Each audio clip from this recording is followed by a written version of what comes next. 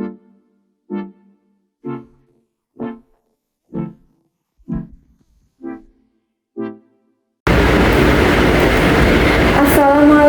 warahmatullahi wabarakatuh.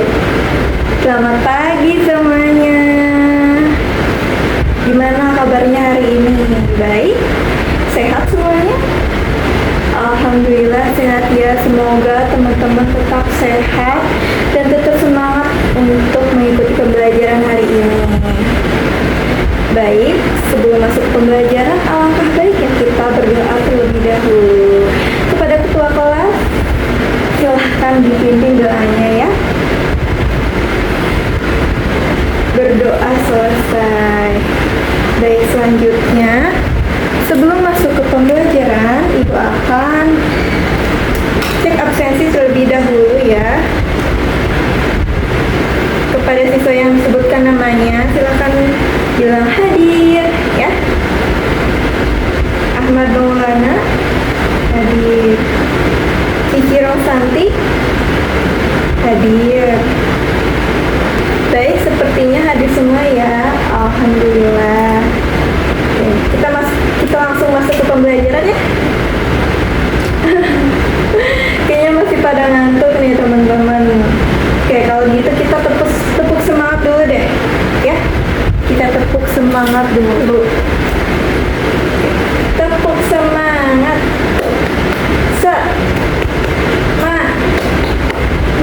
Semangat. Yeay. Oke, udah siap ya. Pada pertemuan sebelumnya kita udah membahas mengenai teks eksplanasi. Masih ingat gak? Ada yang masih ingat apa itu teks eksplanasi? Teks eksplanasi digunakan untuk apa? Oh, Ahmad mau jawab, silahkan. Betul sekali. Jadi teks eksplanasi itu digunakan untuk menjelaskan suatu peristiwa atau proses terjadinya sesuatu. Nah, kalau teks eksplanasi menjelaskan bagaimana suatu peristiwa terjadi, maka pada pertemuan hari ini kita akan membahas teks yang menjelaskan langkah-langkah melakukan sesuatu. Kira-kira apa ya?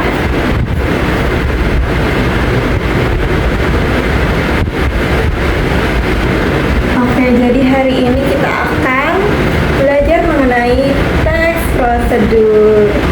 Nah, jadi teks prosedur adalah teks yang berisi langkah-langkah atau tahapan untuk melakukan sesuatu kegiatan agar tujuan yang diinginkan dapat tercapai. Jadi sederhananya, teks prosedur itu menjelaskan cara melakukan sesuatu. Seperti contohnya, cara membuat jus, cara membuat pakaian, cara menggunakan aplikasi, cara mencuci tangan. Baik, kayaknya teman-teman udah pada paham ya. Oke, sekarang kita masuk ke ciri-ciri teks prosedur. Ibu akan tulis terlebih dahulu ya ciri-cirinya.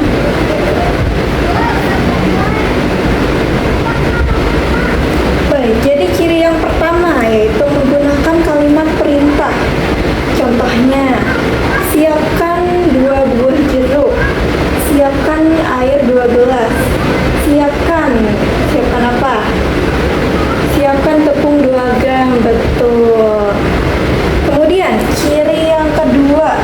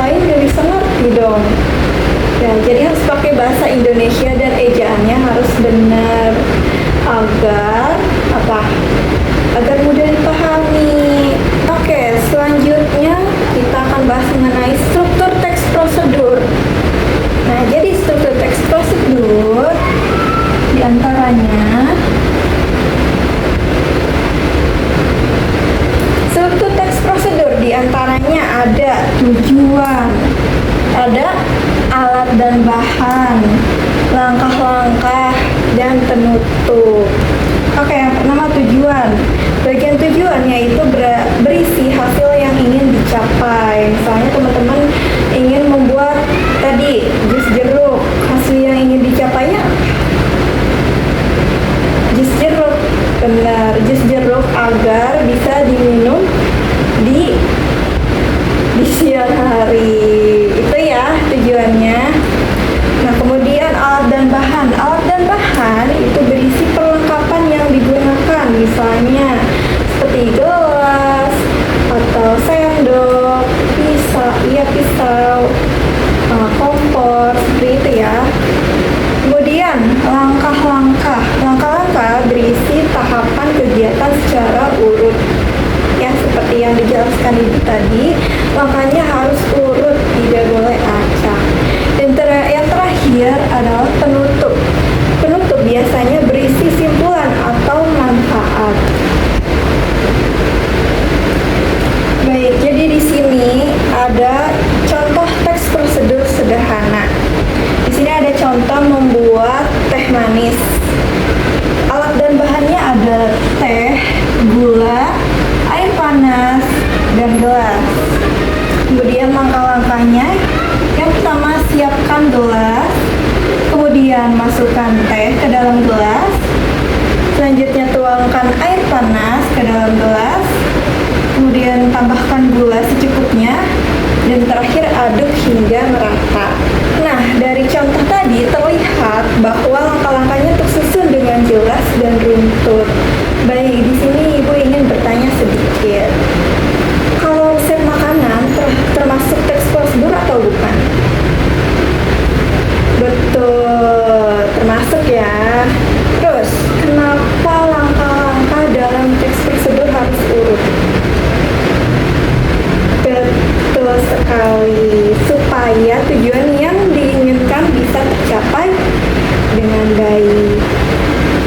Baik, jadi kesimpulan pembelajaran hari ini adalah teks prosedur merupakan teks yang berisi langkah-langkah melakukan suatu kegiatan secara urut.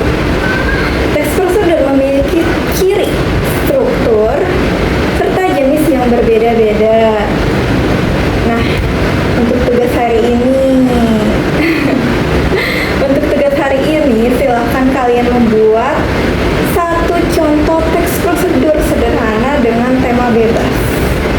Jadi boleh bebas ya, sesuai kegemaran kalian. Baik, cukup sampai di sini pembelajaran hari ini. Terima kasih atas perhatian kalian. Wassalamualaikum warahmatullahi wabarakatuh.